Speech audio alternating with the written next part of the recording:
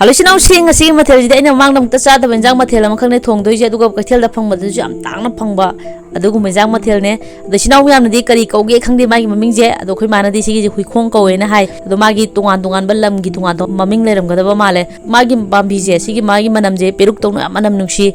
adu sigi je mangan jiga hui khong jiga punna kangsu su ga da bne di sinau yam thong ba hor je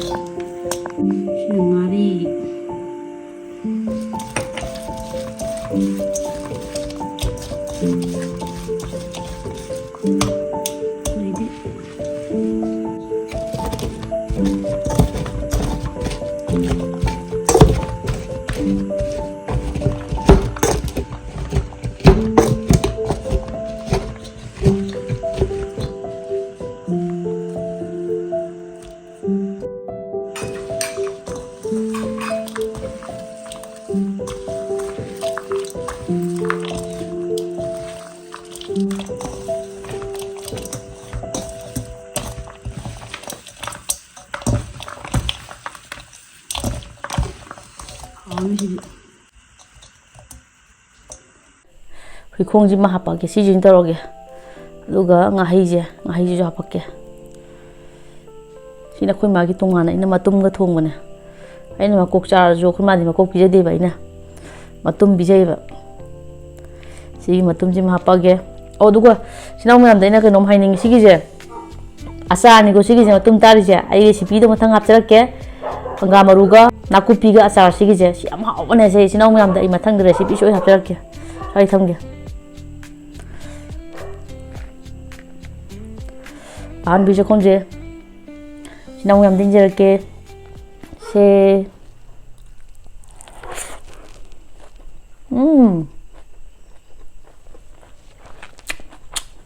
si mana kuno si dia si try to bia ku si no mam cha da bia ta ve compulsory try to bia si jimja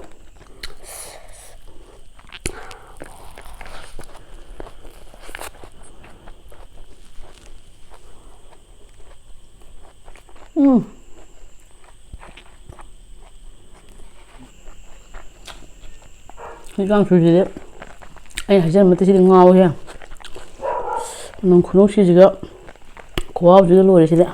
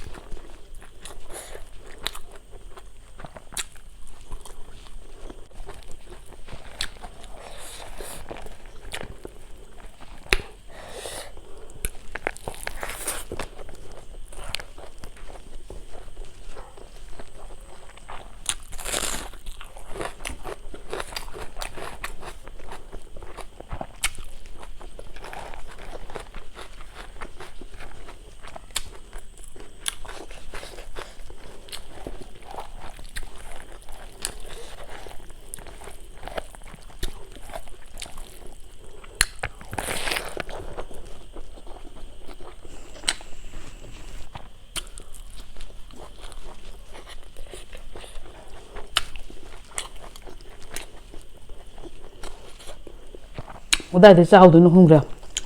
ꯆꯥꯎꯃꯟꯈꯤꯗꯅ ꯉꯥꯍꯩꯁꯦ ꯃꯇꯣꯡ ꯌꯥꯝ ꯌꯥꯎꯕꯅꯦ ꯉꯥꯍꯩ ꯃꯀꯨ ꯍꯩꯖꯕ ꯋꯥꯅꯦꯕ ꯃꯇꯣꯡ ꯉꯥꯛꯇꯅꯤ ꯁꯤꯁꯦ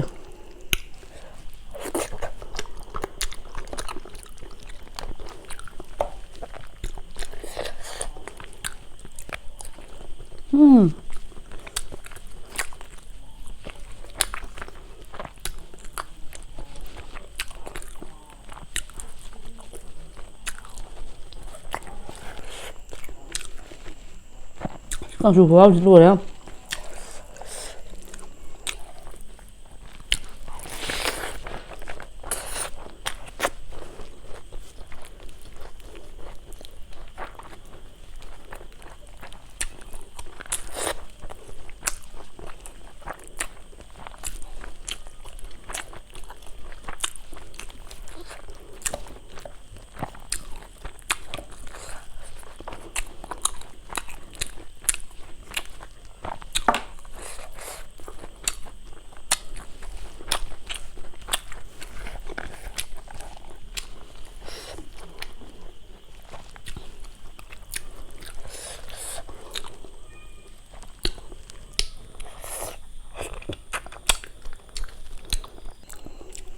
ꯃꯤ ꯈꯔꯝꯗꯤ ꯉꯥ ꯃꯆꯤꯟꯁꯦ ꯌꯥꯝ ꯄꯥꯝꯅꯗꯦ ꯑꯩꯗꯤ ꯉꯥ ꯃꯆꯤꯟꯁꯦ ꯌꯥꯝ ꯄꯥꯝꯃꯦ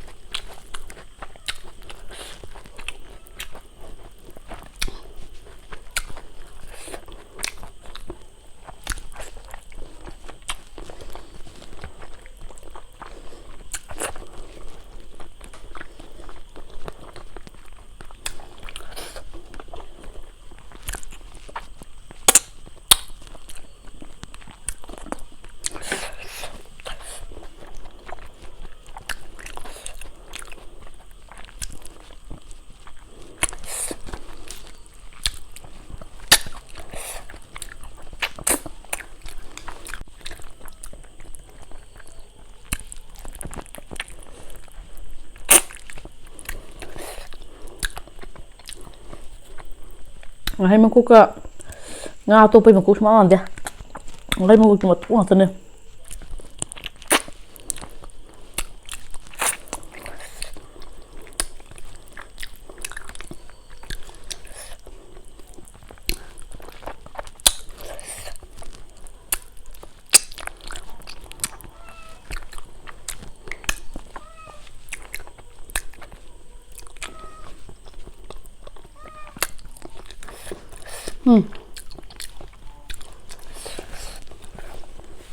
ꯑꯩ ꯉꯁꯤꯒꯤ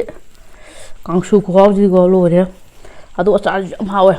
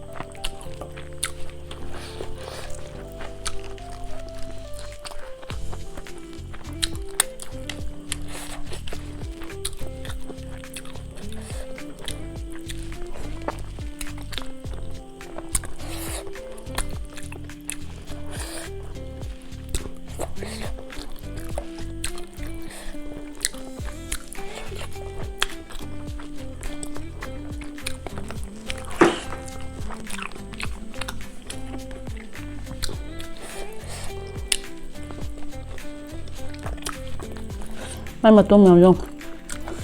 ꯁ꯭ꯀꯤꯟ ꯎꯠꯂꯛꯀꯦ ꯍꯥꯏꯗꯤ ꯃꯀꯣꯛꯀꯤ ꯃꯊꯛꯇ ꯄꯛꯄ ꯁ꯭ꯀꯤꯟꯗꯨꯅꯤ ꯁꯤꯁꯦ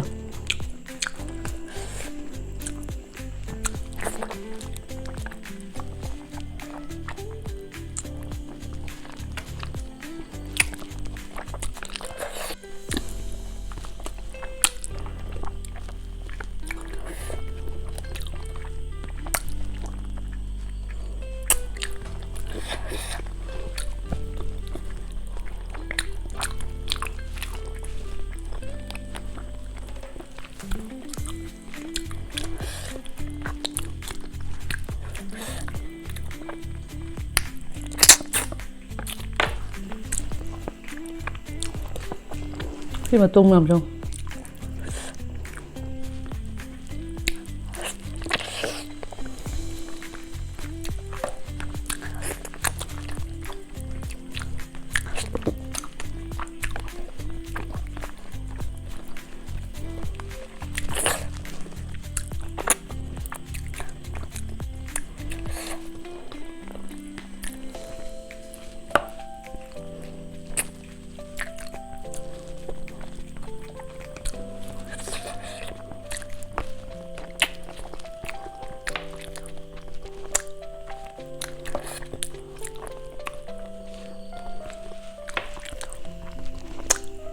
ꯑꯩ ꯉꯁꯤ ꯀꯥꯡꯁꯨꯁꯤꯗꯤ 10ꯒꯤ ꯃꯅꯨꯡꯗꯀꯣ 10ꯒꯤ ꯃꯅꯨꯡꯗ 10 ꯄꯤꯕ ꯌꯥꯕ ꯀꯥꯡꯁꯨꯅꯦ ꯁꯤꯒꯤꯁꯦ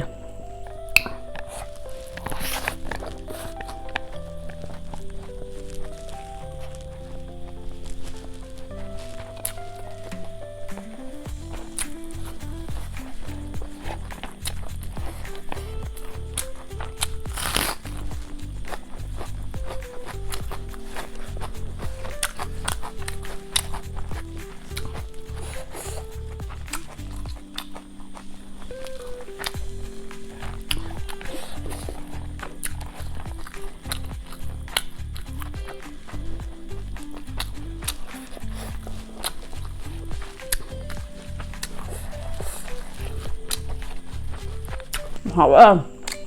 술 좀 하고 마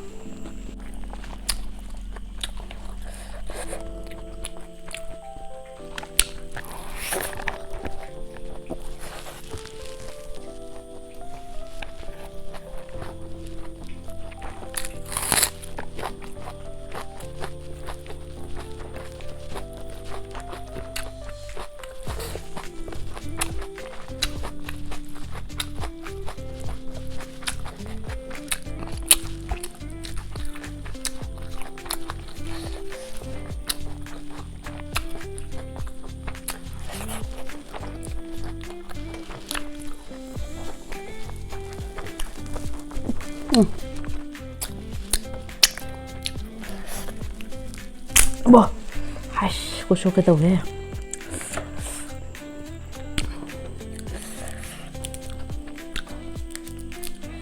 신임 잘 걸리자, 비타오자.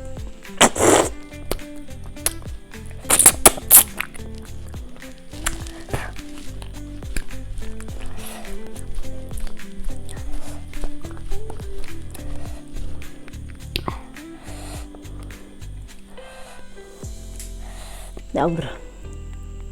끌린 노래.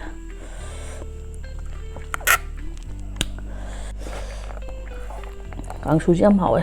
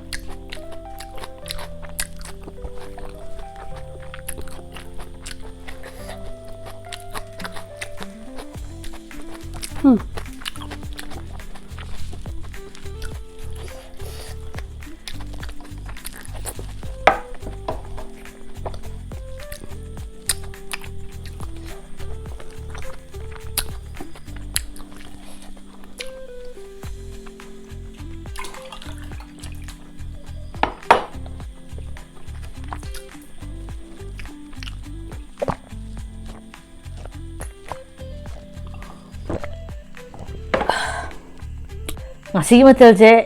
khawtina hawe do nga thongmadagidi ngai makok thongmadagidi ngasai kai hui khong kang sudo adu khaw ma tawe adu sinau myam amtang try tawbiyo leiraga khawtina hawbane amtang chabada ko ngawro tane adu ga sige saje amdi hawe adu taraga jo ai nga makok chana ho khana ngai da si chabaje matamje kono tawreba ko sadre ba do sige recipe je habake amtina hawbane sige achar je hawai thongmugumba kaigumba tarokana sa am hawbane sige aduga sigidi matang choi loiselage sinau myamna request tor ko mathel myam do mathang mathang jajarakani no channel je nuai brodi like subscribe tor simbiramo mathang video do mo thengnaraje